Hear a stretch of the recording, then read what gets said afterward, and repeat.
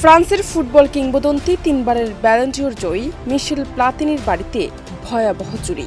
ক্যারিয়ারের ইতিহাস গড়া অনেক পুরস্কারই আর নেই তার কাছে।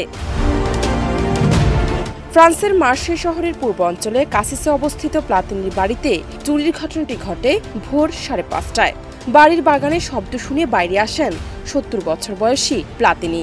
জানালার পাশে দেখতে পান কালো পোশাকে হুডি পরা এক ব্যক্তিকে, যিনি সঙ্গে সঙ্গেই পালিয়ে যান।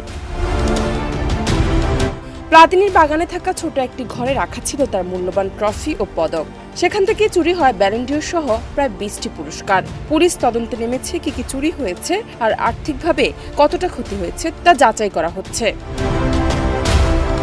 মিশেল প্লাতিনি এক কিংবদন্তির নাম। খেলোয়াড়ি জীবনে 3 বার ব্যালন ডি'র জয়ী। ফ্রান্সের হয়ে 72 ম্যাচে 41 গোল, খেলেছেন 2টি বিশ্বকাপ সেমিফাইনালে। এরপর উয়েফার সভাপতির দায়িত্ব পালন করেছেন 2007 থেকে 2016 পর্যন্ত।